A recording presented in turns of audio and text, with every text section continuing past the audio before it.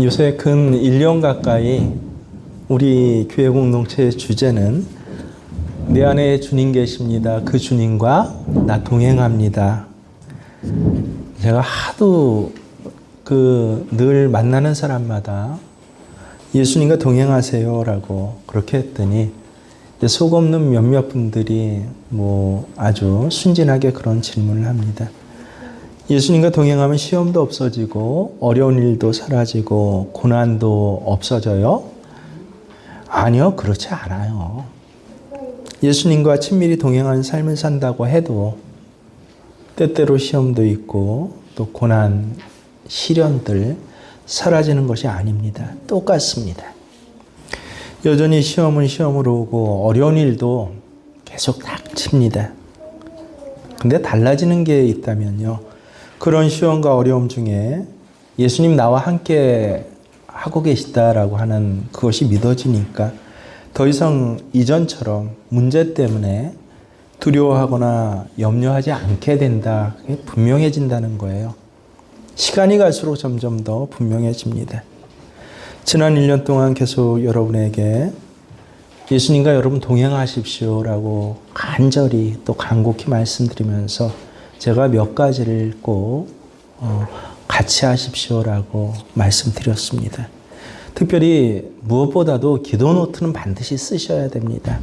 한 줄이라도 또 매일 빠지지 말고 아니면 아예 일주일에 한 번 정확히 정해서 쓰십시오라고 권해드리고 있습니다. 그랬더니 어떤 분은 또 그래요. 꼭 기도 노트를 써야만이 예수님과 동행하는 삶이 됩니까? 라고 물어보기도 합니다. 실제 이거는 어느 목회자가 제 시찰에 내에 있는 분이 저한테 그렇게 제가 권면해 드리니까 꼭 기도 노트를 써야만 해요? 그래야만 동행하는 거예요? 물어봤어요. 제가 그분에게 말씀드렸습니다. 그렇지 않습니다. 정말 이제부터 예수님과 동행하는 삶을 내 일상에서 살아보고자 저도 그동안 참 많은 방법을 써보았는데요. 가장 좋았던 방법이 하루 정해진 성경 말씀을 읽고 한 절 성경 구절을 외우고 그리고 한 줄이라도 기도 노트를 꼭 쓰는 것이 체질화된 것, 그것 이상 저는 더 예수님과 실제 내가 동행하는 더 좋은 방법을 발견하지 못했습니다. 만약에 일상의 삶을 살면서 예수님과 동행하는 기도 노트 쓰는 것 아닌 더 좋은 방법이 있다면 저는 얼마든지 그 방법을 택할 겁니다라고 그렇게 말씀을 드렸습니다. 그러면 날마다 기도 노트를 쓰는 사람, 그 사람은 정말 예수님과 동행하는 사람입니까? 아니요. 제가 목회에 근 35년, 40년을 하면서 수많은 사람들을 만나봤는데 꼭 그렇지는 않더라라고 하는 것입니다. 진짜 기도 노트만 굉장히 잘 쓰는 사람을 저는 한 2사람 정도 만나봤어요. 마치 어떤 작품을 쓰듯이 그렇게 기도 노트를 쓰는 그런 재주가 있는 사람이 있었습니다. 어떤 사람은 기도 노트의 양과 내가 매일매일 정말 365일 빠지지 않고 2년째 썼습니다라고 하는 사람도 저는 만나보았습니다. 네, 여러분, 기도 노트 자체가 목적이 아니고요. 기도 노트를 쓰면서 뭐예요? 예수님과 동행하자라고 하는 것이에요. 기도 노트는 자기 일기장이 아니에요. 오늘 이런 일이 있었고 삶의 사실들을 나열하는 것이 아닙니다. 자기의 감정을 이야기를 하는 것이 아닙니다. 그래서 기도 노트는 꼭 말씀과 함께 여러분 쓰십시오. 제가 말씀드리잖아요. 이 말씀이 그날 나에게 주시는, 깨우쳐 주시는 바와 힘 주시는 바와 위로해 주시는 바가 무엇인지 단 한 줄이라도 그렇게 써보자. 목적은 뭐예요? 그래서 주님과 동행하는 삶을 끊어지지 않게, 삶의 인생의 나이가 많아가면서 또 여러 경험을 하면서 점점 내 삶에 배이게 하자라고 하는 것입니다. 실제로 제 개인적인 고백은요, 기도 노트를 쓰면서 주님과 동행하는 삶을 살아가면서 점점 알았어요. 제가 얼마나 악한 본성을 가지고 있는지, 그리고 제가 얼마나 더럽고 추한 사람인가. 10년 전, 20년 전, 30년 전에도 제가 말했습니다. 아마 제가 남들에게 알려져 있지 않는 그것들이 그대로 드러난다라고 한다면 아마 신문지상에 날 겁니다. 대서특필될 것입니다라고. 점점 그것이 분명해지는, 점점 드러나는 경험을 하게 되었어요. 실제로 처음에는 굉장히 당황스러웠습니다. 하지만 점점 시간이 지나가면서 나중에는요, 이게 자연스러운 일이구나라고 하는 것을 알게 되었습니다. 왜냐하면 예수님 빛이시거든요. 빛 대신 주님을 계속 바라보게 되니까 저 자신을 주님 앞에서 비춰보면 어떻게 돼요? 점점 주님의 빛이 드러날수록, 점점 주님의 빛이 밝아질수록 제 자신이 더 추하고 제 자신 속에 나도 모르게 속에 있던 것들이 드러나기도 해요. 그런 것들을 드러나는 것, 예수님의 빛이 점점 밝아질수록 그것은 자연스러운 일이구나라고 하는 것을 알게 되었어요. 그래서 저 자신 때문에 제가 너무 추하고 더러운 것이 많아서 저는 좌절감에 빠지지 않게 됐습니다. 왜요? 예수님을 바라보는 눈이 점점 커지고 열리게 되니까, 그러니까 기쁨의 근원이신 주님으로 인하여서 기쁨을 누려가게 된 것입니다. 나를 위해서 십자가 위에서 죽으시고, 그리고 지금 나와 함께 하시는 주님에 대해서 더 알게 되니까요. 제 안에는 세상 사람들이 설명을 해줘도 모르는 그런 기쁨이요. 실제 지난 주간에도 이 기쁨에 대해서 제 가족에게 한 시간 반 정도 전화 통화를 하면서 설명을 했는데 그게 뭔지 잘 모르더라고요. 아주 이 비밀한 기쁨을 저는 누리게 되었습니다. 내가 어떤 존재인가, 능력 있나 없나, 덕이 있나 없나, 추한지 깨끗한지, 내가 어떤 존재인 것보다 훨씬 더 중요한 것은요, 주님이 지금 그런 나와 함께하고 계시다. 분명히 나와 함께 하신다는 것이 내가 믿어지는 것, 점점 확실히 되는 것, 이것이 기쁜 일인 것입니다. 저하고 똑같은 고백을 한 선교사님에 대해서 예전에 알게 되었습니다.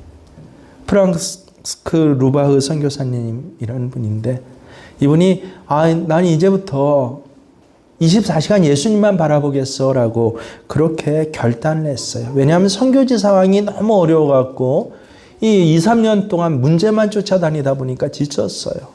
문제 내가 해결할 수 없다. 이제 나 주님만 바라보겠어. 마음의 결단으로 안 된다는 것 그는 알았습니다.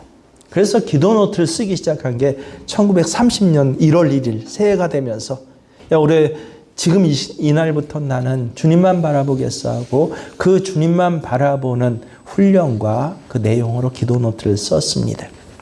5개월이 지났던 이 1930년 5월 24일에 이렇게 기도 노트를 썼습니다. 요즘은 걱정이 전혀 없고 잠도 잘 잔다. 거의 온종일 기쁨에 사로잡혀 있다. 거울을 봐도 내 눈빛과 얼굴에 새로운 광채가 있다. 어떤 일에도 더 이상 조급한 마음이 없다. 모든 일이 잘 되어가고 있다. 여러분, 이건 모든 성도들에게 똑같이 주시는 하나님 허락하시는 은혜예요.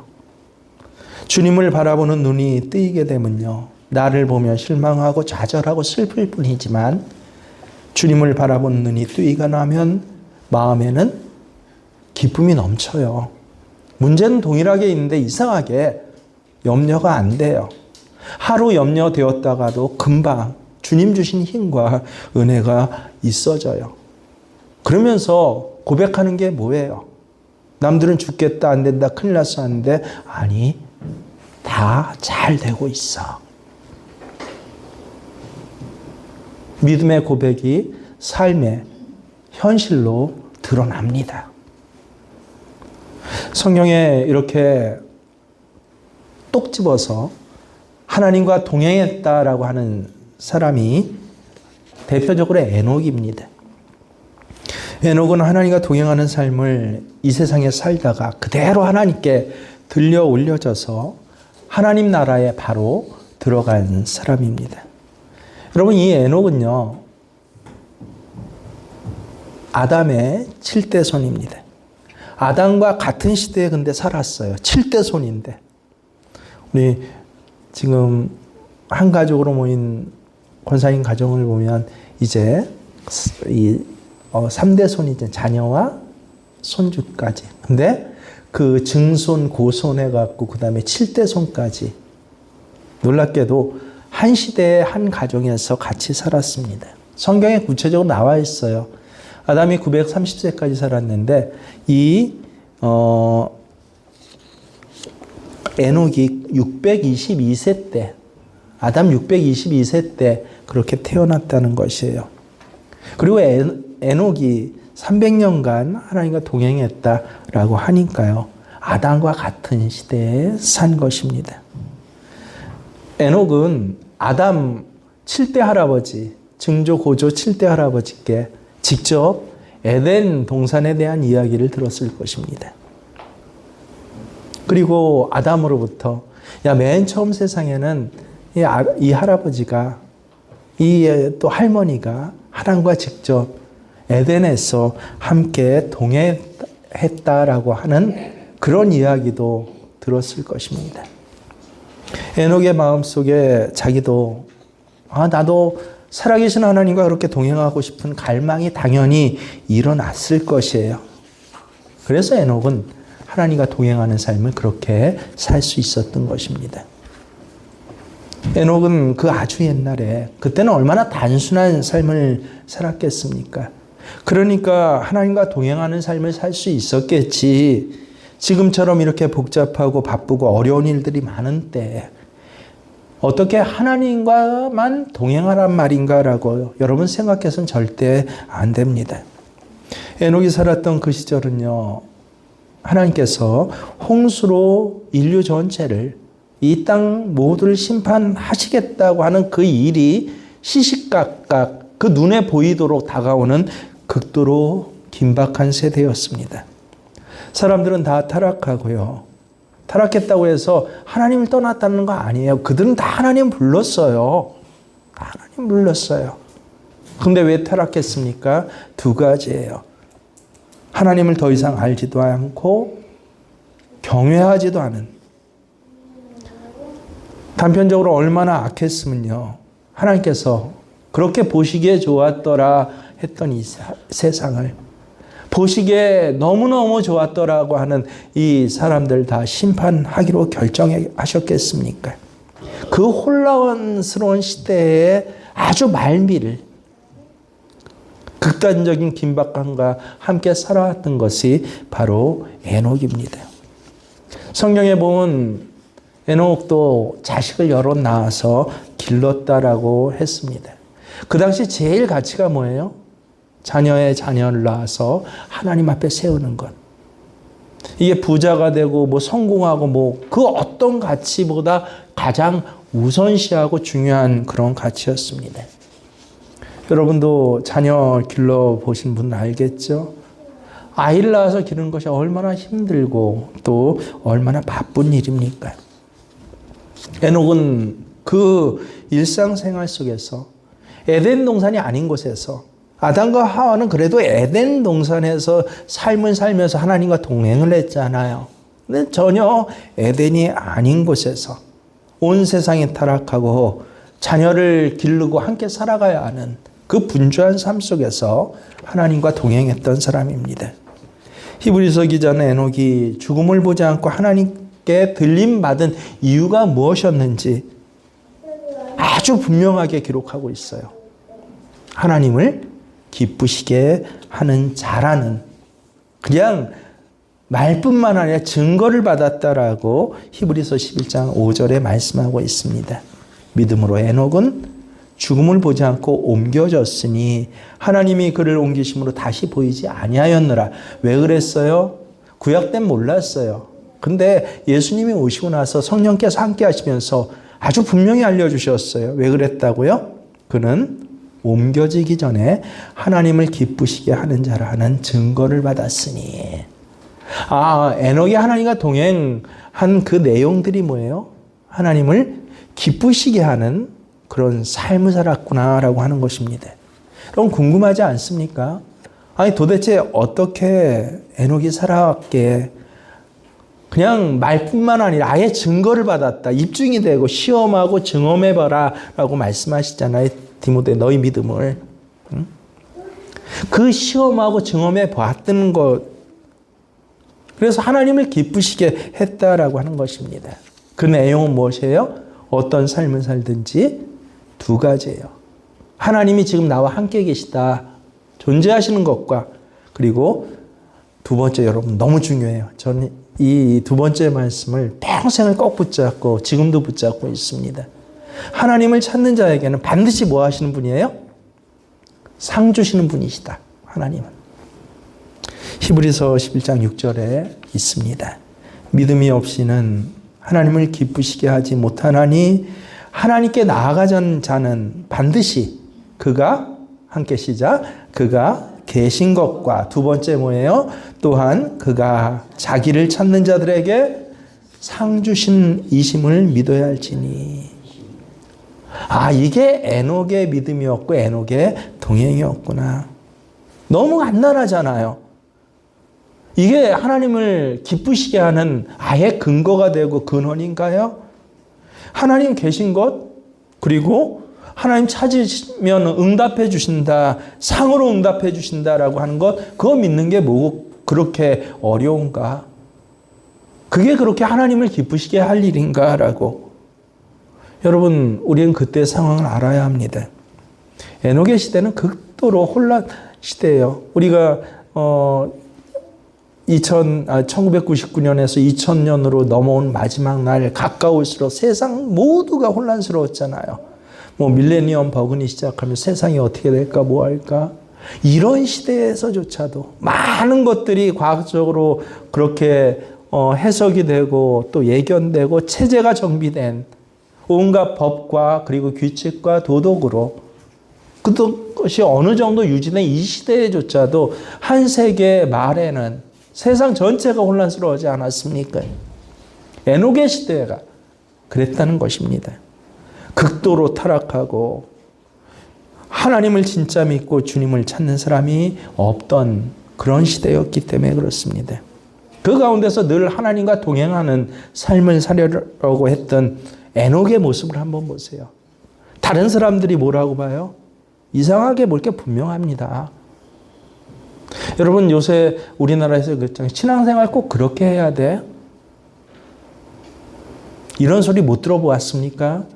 저는 목회자들로부터도 간혹 들어요. 꼭 그렇게 해야 돼요. 이상하게 보여요. 하나님과 동행하는 삶의 중심을 살고 그렇게 나를 훈련해가고 그걸 첫 번째 가치로 들 때는요. 때로는 조롱 많이 했을 거예요. 에녹에게.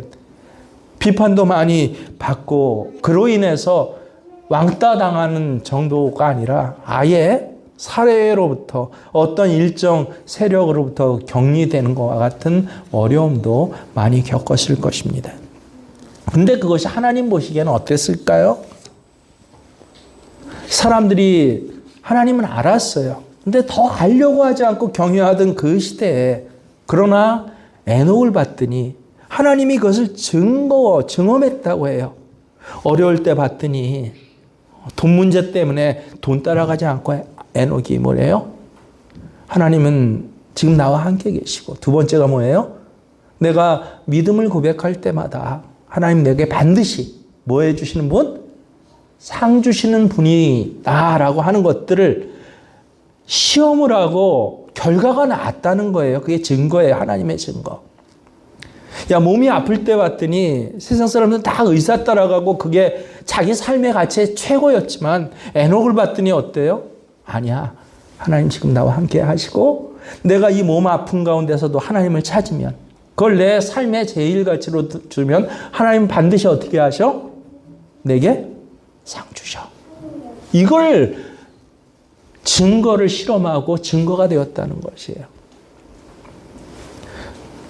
아이들이 얼마나 중요해요.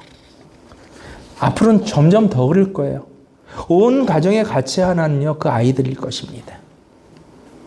아이들 때문에 신전 주소를 옮기고, 아이들 때문에 해야 할 여러 가지 일의 방향성을 설정하고, 아이들 때문에 자신들의 시간표를 다 설정하고, 그래서 이 아이들 문제로 세상 다 쫓겨다니잖아요. 제가 몇 년 전에 오랜만에 서울의 큰 교보문고라는 책방에 가서 깜짝 놀랐어요. 춘천의 서점에도 그런 책들이 없더라고요.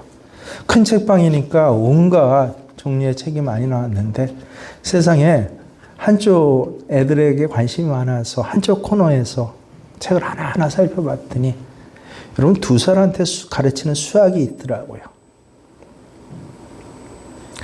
아니 2살짜리한테 무슨 수학을 가르칩니까? 그게 문제집으로 있어요. 그런 책들이 처음 보고 얼마나 깜짝 놀랐는지. 요새 젊은 부부들은 그게 삶의 가치예요. 애가 2살 됐을 때 수학을 가르쳐야 이른바 뭐 서울대 연고대라도 가고, 그걸 위해서는 모든 삶의 가치를 다 거기 두고 그걸 쫓아다녀요. 그럴 때 어때요? 아니야. 하나님 나와 함께 계시고 애를 키우면서 2살짜리 수학 가르치는 거 쫓아다니지 않고 애를 키우면서 내가 이 애 키우면서 믿음을 고백할 때마다 애 공부시킬 때 믿음을 고백해요. 주일날 나머지 반 학원 쫓아다닐 때 아니야, 주일은 하나님의 날이고 하나님과 함께 해야 돼. 그럴 때마다 마음속에 뭐가 있어요? 하나님 그럼 반드시 뭐 해주셔? 내게 상을 주셔. 그 믿음을 고백했더니 고백만 한 게 아니라 그게 뭐 했다? 그걸 체험을 했다는 거예요. 정말 그걸. 그게 증거가 되었다. 돈 문제는 어떻습니까? 삶의 자리 여러 지혜가 있잖아요. 요새 증권 투자에 대해서 굉장히 열망이 불었죠. 아니요, 전 6개월 전에 어느 정도 예상을 했어요. 어떤 사람이 저한테 묻더라고요. 삼성전자가 그때 3만 원대로 떨어지는데 이걸 팔아야 돼요. 그런 소리 안 해준대. 하도 딱해서 해줬습니다. 팔지 말고 갖고 계세요. 갖고 계세요. 나라가 망하지 않는 이상 삼성이라는 회사가 망하면 우리나라 망하는 거고, 그때 모든 주식도 쓸데없고요. 그리고 그때 얘기 나왔던 게 이제 엔비디아 얘기를 제가 인터넷 많이 검색하고 설교하려면요, 한 번 하려면 시대를 알아야 되거든요. 거기 전문가는 아니지만 총괄적인 시각을 갖고 있어요. 대통령이 바뀌고 시장의 체제가 바뀌면 중간에는 혼동스럽겠지만 저는 이렇게 빨리 올 줄 몰랐어요. 한 2, 3년 정도 걸릴 줄 알았어요. 그러면 그동안 저평가되어 있던 그런 여러 항목들과 이른바 코리아 리스크라고 하죠. 그런 것들이 되면서 아마 제가 공언을 했습니다. 그 당시 SK 주식 가격만큼 오를 겁니다. 그 당시 SK 주식이 한 17만 원, 8만 원인가? 전 잘 모르겠어요. 그랬는데 그런 것들을 기본적으로 알고 있어야죠. 적어도 그 시각을 봐야죠. 하지만 거기에 쫓아다녀서는 안 됩니다. 기본적으로 이 세대가 어떻게 가고 이 경제와 이 방향이 어떻게 갈 것이라는 것 어느 정도는 알고 있어야지만 그게 내 삶을 주관하고 내 시간을 주관하고 내 모든 돈과 투자와 그것들을 주관하는데 쫓아다녀서는 안 돼요. 근데 오늘날 어때요? 불과 6개월 만에 미쳤어요, 세상이. 뭐 주가가 2,000이 넘었다, 2,500 넘었다 할 때 막 좋아하더니 이제 5,000 넘는다고 4,000대 거기 막 쫓아다니면서 있어요. 근데 꼭 망하는 데만 쫓아다녀요. 한 3,500 넘으니까 이거 많이 올랐다라고 또 다 팔아버려요. 근데 외국인은 어때요? 다 사요. 경향과 방향을 아니까 길게 보고 투자를 하는 거예요. 주가 3,500 넘어서 국내 소액 주주들이 이익 보는 시대 이제 끝났다고 합니다. 왜 이런 말씀까지 들었냐면요. 그게 내 돈과 내 미래의 삶의 가치고 거기를 다 쫓아다니고 이 사람이 이러고 이 사람이 저러면 팔랑귀가 되어서 그래서 다 쫓아다닌다 보니까 그러니까 국내 수액 투자자들이 얻는 이익이 이제는 없대요. 외국인 거의 조직 그런 기관 그런 데서 우리나라의 모든 투자 이익을 3,500 넘면서부터 가져간답니다. 뭐예요? 아주 혼란스러운 시대예요. 6개월 전만 해도 우리나라에서 제일 큰 기업 주식을 팔아야 되니 말아야 되니 그래야 안 망하느니 거기에 집중해 있다가 불과 6개월 후에 6개월밖에 안 됐는데 어떻습니까? 그 주식이 뭐 10만 원이 넘었다고요? 10만 원만 넘겠습니까? 제가 얼마까지 간다고 했어요? 뭐 제 예상에도 적어도 16만, 7만 원까지 갈 거예요. 제가 무슨 주식 정보나 그걸 알아서가 아닙니다. 아주 기본적인 상식이에요. 세상을 넓게 보고 방향을 보는. 근데 저는 한 번도 주식 투자해 본 적이 없어요. 왜 그래요? 그게 내 기쁨이 되지 않아요. 그걸로 인해서 야 노후에는 그래도 은퇴하고 요 정도 더 여유가 있고 편하게 지내겠지. 그게 내 삶의 초점이 되지 않아요. 그리고 절대 그래서는 안 돼요. 그러면 오늘 나는 하나님과 동행하는 삶을 살 수 없어요. 특별히 이 시대가 에녹 시대하고 뭐가 달라요? 보면 똑같아요. 하나님을 믿는다고 하는 사람 참 많은데 진짜 믿는 사람 없어요. 교회 안에서도요. 늘 함께 계신 하나님, 내 안에 계신 주님, 그리고 주님이 오늘 나에게 주시는 그 엄청난 은혜 때문에 감격하고 찬송한 곡을 부르면서 눈물이 나는 찬송가의 가사가 정말 내 신앙의 고백인 그 고백 때문에 난 오늘 이런 일을 맞이해서 이렇게 결정하고 이렇게 선택하고 살아갑니다 라고 하는 그 주님을 동행하는 사람을 한 사람이라도 이 시대에 하나님 보신다면 어떻게 하시겠어요? 넌 내 기쁨이야.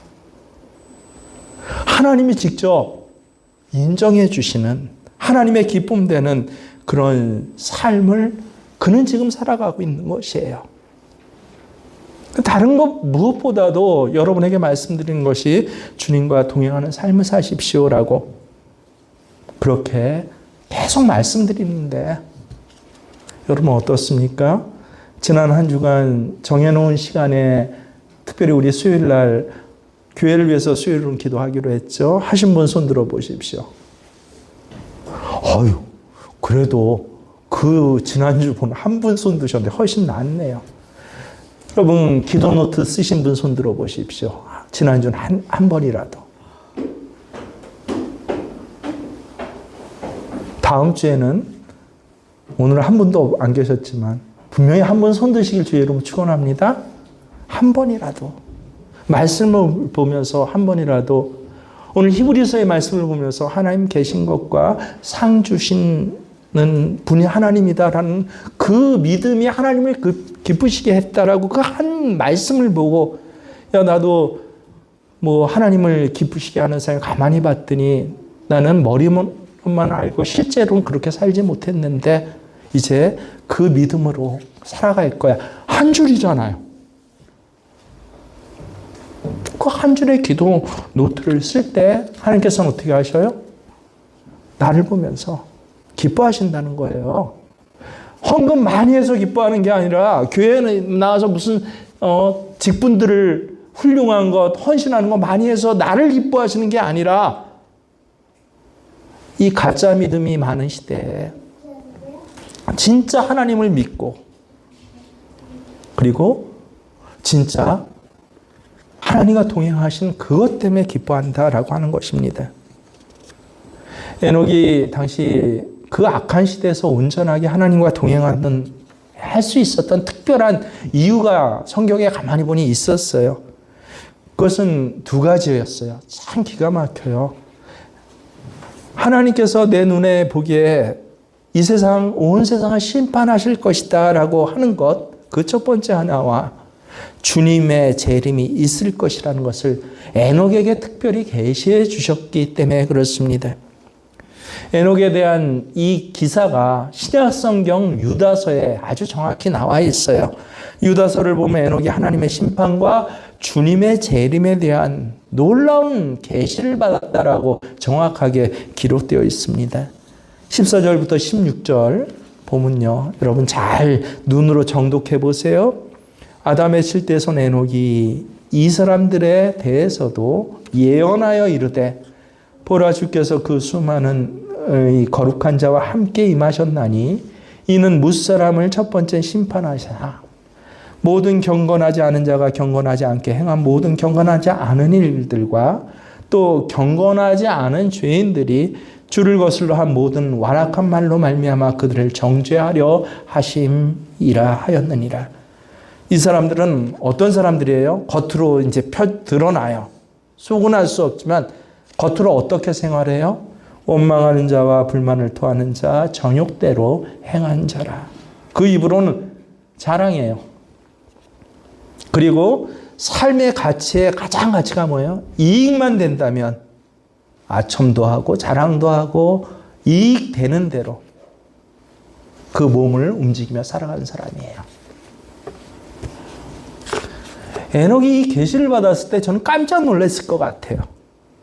하나님 살아계신다, 계실 뿐만 아니라 이 하나님이 어떻게 해요? 극도로 타락한 그 시대를 심판하신다. 내 시대를 심판하신다는 거예요. 아예 싸그리 내 시대를 지워버리시겠다. 근데 더 놀라운 것은 그 시대를 뛰어넘어서 우리 주님 재림하신 그날까지 에녹은 보았다, 들었다라는 것이에요. 그리고 그것을 믿었어요. 그랬더니 에녹의 삶이 완전히 달라진 거예요. 그때 에녹이 아들을 낳았어요. 이름이 무두셀라. 굉장히 특이한 이름이에요. 그 이름의 뜻을 굳이 원어를 하나하나 따져서 여러분에게 알려드리지는 않겠지만요. 결과 그 이름의 뜻은 뭐예요? 그가 죽으면 세상은 심판이 온다. 그게 무두셀라 이름 뜻입니다. 이름 굉장히 특이하죠.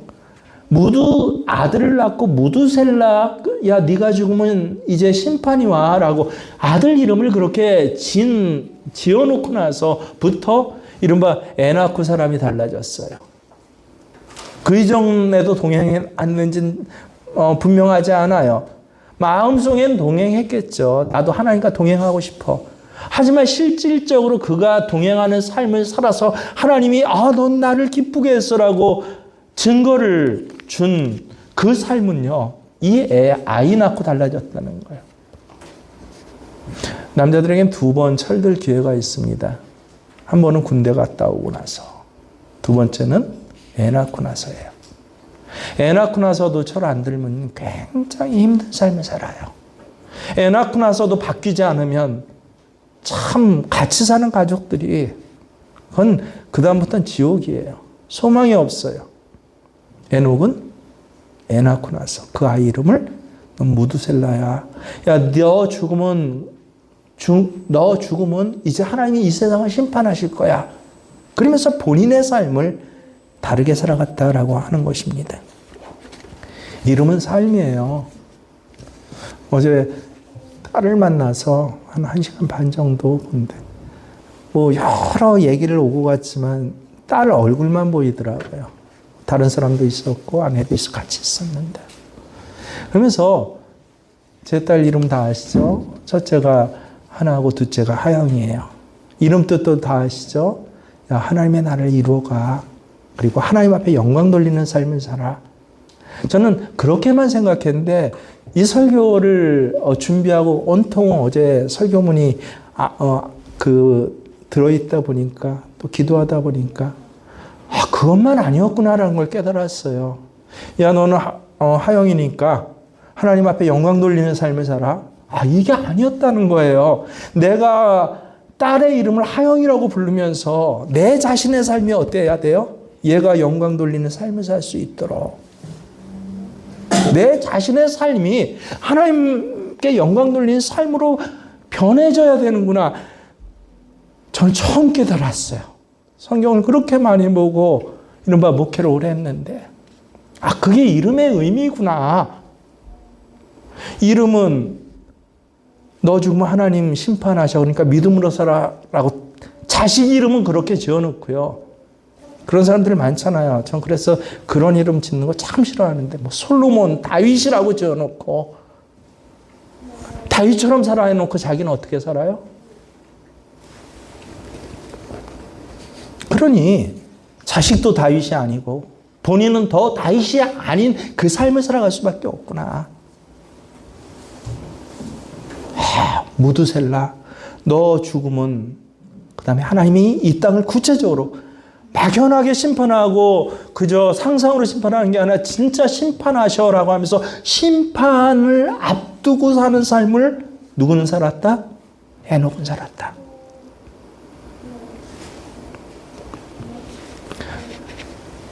그 계시를 에녹이 받았다는 거예요. 하나님 심판하신다.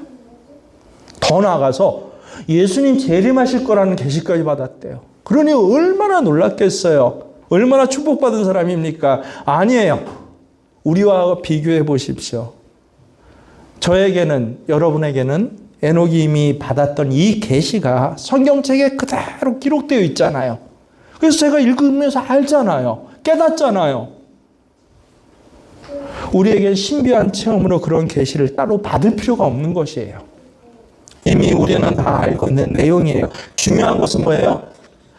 깨달았기 때문에, 계시를 받았기 때문에, 아들을 낳았기 때문에 그 이름을 짓고 그렇게 살아가는 것을 결단하는지 안 하는지.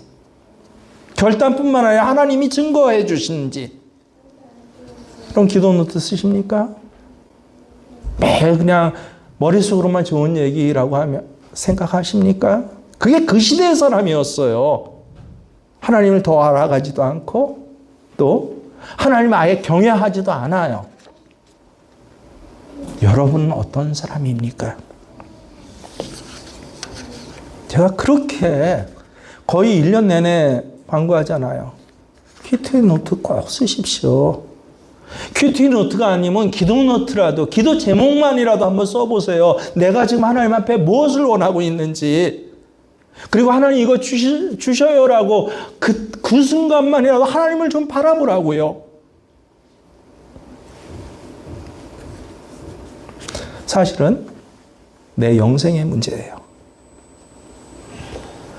에녹이 이 세상에서는 하나님과 동행하는 삶을 살다가 그대로 하나님 나라에 들어가게 되었다는 말은요, 이 세상에서 하나님과 동행하는 삶은 결국은 하나님 나라 들어가는 것과 똑같다라고 하는 그런 의미입니다. 세상에서는 자기 마음대로 살다가 주님하고 상관없이 살아요. 머릿속으로는 알죠. 주일날 와서 예배는 드리죠. 하지만 형식적으로 교회만 다닐 뿐, 죽고 난 다음에 영원한 하나님의 나라에서 하나님과 함께 살 수 없다. 왜? 이 땅에서 하나님과 동행하지 않았기 때문에.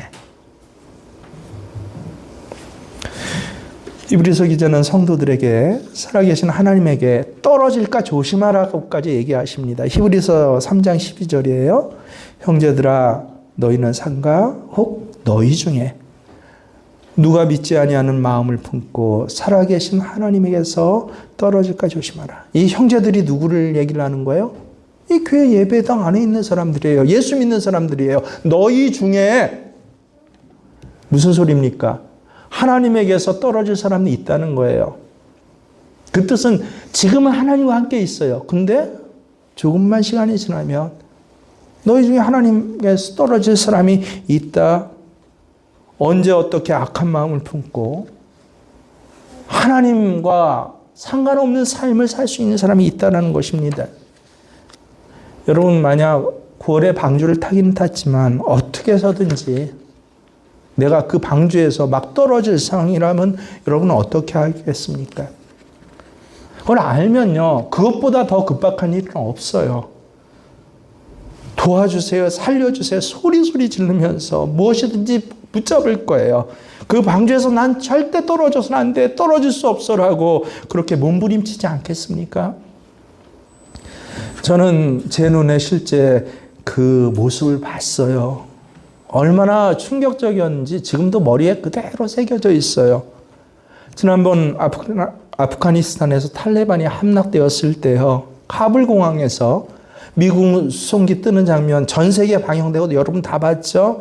이륙하는 그 비행기 바퀴 붙잡고 있다가 그대로 저 하늘 높은 곳에서 떨어지는 사람의 모습이 방송이 되었습니다. 얼마나 깜짝 놀라고 얼마나 비참했는지를 몰라요. 그때 그 방송을 보면서 처음 봤을 때 저는 9.19인가요? 미국 그 쌍둥이 빌딩 폭파돼서 넘어진 것보다 더 큰 충격을 받았어요. 얼마나 애통한 마음이 들었는지요. 눈물이 났습니다. 그 절박함과 그 두려움이 얼마나 크면 세상에 비행기 바퀴라도 잡아서 이 땅을 떠나려고 했을까요? 그 비행기를 꼭 끝까지 타려고 했을까요? 근데 기도 중에 그런 마음이 들더라고요. 노아의 홍수 때 방주문이 다 닫히고 막 비가 오고 했을 때 여러분 사람들은 어떻게 했을 것 같아요? 노아 방주를 붙잡고 올라타려고 얼마나 노력을 했겠습니까? 그저 열어주세요 하다가 말았을까요? 아마 기어서 손톱이 다 닳아서라도 그 방주 겉면을 붙잡았을 것입니다. 그게 가장 그에게 있어서는 중요한 일이었을 것이에요. 그러면서 지금 우리 시대가 영적으로 다를 바가 없다는 걸 깨닫고 그래서 그렇게 큐티노트를 쓴 게 지금 남아있어요. 지난주에도 제가 읽었는데요. 그 노트를. 지금도 수많은 성도들이 살아계신 하나님에게서 떨어져 있습니다. 예수 안 믿는 게 아니에요. 형제들아 너희 중에. 예수 믿는 사람 중에서도 하나님에게서 지금 떨어져 있고 떨어져 가고 있어요. 사실이에요. 구원의 길에서 완전히 그래서 벗어나 버리는 마치 저 높이 오른 비행기 밖에서 떨어지듯이 그렇게 아슬아슬한 지경에 여러분 실제로 있어요. 근데 큰 문제, 자기가 지금 떨어질 위기에 있다라고 하는 심각함을 못 느끼는 거예요. 그게 저를 시간이 지날수록 애통하게 합니다. 교우들을 위해서 기도하면서도 참 위로가 되고 힘이 되고 하나님 도와주세요라는 기도를 하기도 하고요. 어떤 분은 너무너무 애통해요. 눈물이 나요. 떨어져 가고 있는 게 보여요. 여러분 영의 눈이 한번 뜨여보면 내 옆 사람이, 내 남편이, 내 아내가, 내 자식들이 지금 어디에 있는지, 함께 회원에서 신앙생활 하면서 저 사람이 지금 어디에 있는지 그게 보여요. 영적인 침체에 빠져서 완전히 영적으로 잠이 들어버려서 아예 그 심각한 조차 보이질 않아요. 자기가 지금 구원의 방주 안에 있는지 아니면 간당간당 막 떨어지는 그 상황에 있는지 영적으로 잠이 들어버리니까. 그러니까 오히려 신앙생활 뜨겁게 하고자 하는 사람을 바라보면서 이상하게 보여요. 그런 분들 안 계셔요? 꼭 저렇게 해야 돼? 제가 정말 참 애통한 말이에요. 시대가 어떤 시대인데 하나님 앞에 예배 드리면 됐지. 삶 전체를 바쳐서 심지어 자식들까지 바라보면서 그 삶의 규모를 갖다 하나님 앞에 중심 맞춰야 돼? 여러분, 하나님을 안 믿는 건 아니지만 하나님이 진짜 나와 함께 계시는 것이 안 믿어진 사람 있나요? 한 주간 살면서 하나님 말씀 들은 게 뭔지, 하나님이 내 삶 속에서 역사하시는 것이 뭔지 간증하고 나눌 게 하나도 없는 사람 혹시 없나요? 지난 한 주간에 어떻게 사셨어요? 기도도 안 되고 말씀도 읽혀지지 않고 찬송이 얼마나 좋은지조차 몰라요.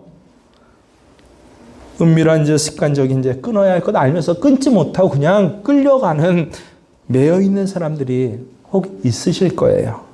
그게 바로 영적으로 잠들어 버렸고 영적인 침체에 빠진 것입니다. 만약에 지금 여러분이 그런 상태에 있다면 여러분의 직분이 어떠하든지 여러분이 얼마만큼 예수를 믿었든지 상관없이요. 내가 지금 살아계신 하나님에게서 떨어져 가고 있구나라고 하는 아주 심각한 상황이에요. 그 사실이 깨달아져야 돼요. 기도문도 쓰셨습니까? 했더니 아무 생각 없이 손 들고 안 들고 다른 사람도 안 드는데 안 썼는데 나도 상관없어. 심각함이 없는 그 상황에 혹시 나는 있지 않은지. 그러면서 세상 삶이 중요하고 하나님을 경외하지 않는 세상의 삶이 내 모든 가치의 기준이고 오늘도 아침에 일어나서 가장 먼저 검색해보면 주식값 얼마 올랐나 몇 프로 올랐나가 다이고 이게 여러분의 삶 아닙니까? 에녹은 온 세상이 타락했던 시절에 하나님과 동행했으니까 얼마나 힘들었겠어요. 우리는 너무도 살기 좋은 때에 어쩌면 살고 있습니다. 영적으로 내 개인적으로는요. 어때요? 우리에게는 하나님의 모든 비밀과 계시가 명확하게 읽을 수 있도록 기록된 성경책이 여러분 손안에 다 하나씩은 있잖아요. 누구든지 눈으로 읽고 확인할 수 있어요. 우리에게는 우리의 모든 죄를 사하시고 십자가에 나를 구원하신 그 십자가의 복음이요. 너무 분명하게 드러나 있습니다. 지금 우리가 동행하는 삶을 이 세상에서부터 살아갈 수 있도록 성령께서 나와 함께하고 계시잖아요. 구약의 시대 사람들은 도무지 누릴 수 없었던 이 축복이 오늘 나는 누리고 있어요.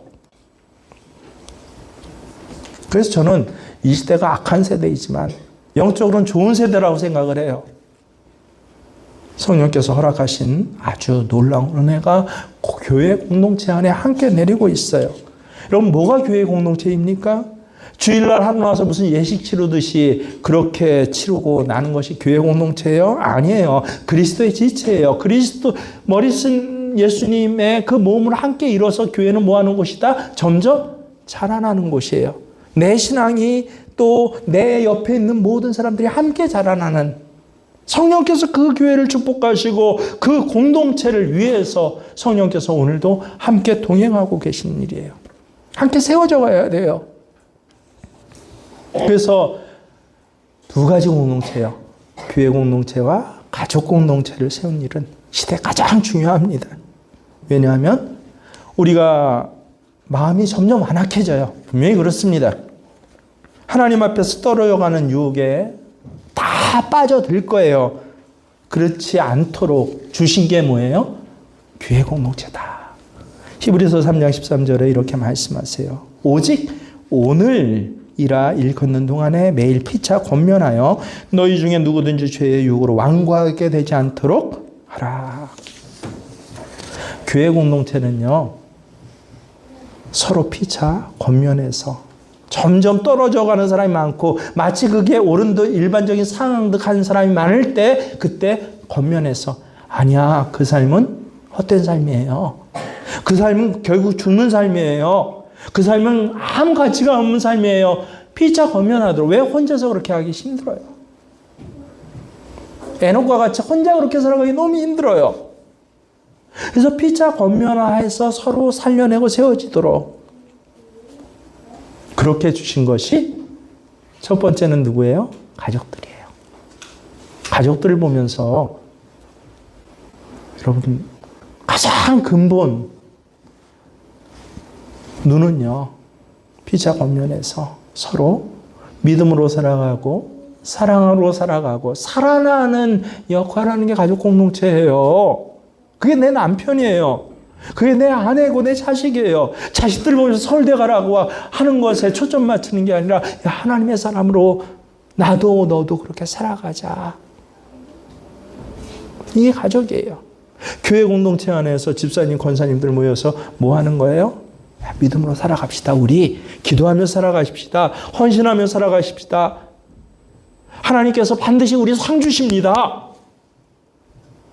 그게 교회 공동체인데 이 시대가 악하다는 게 뭐예요? 교회 공동체 그런 일이 일어나나요? 봤더니 안 일어나는 교회가 훨씬 많아요. 뭐 교회가 커지고 뭐가 없고 뭐 빚도 갚고 뭐도 하고 모두 세우고 인원수만 하셨다고 하는데 하는 일은 뭐예요? 세상 따라간 일을 하고 있어요.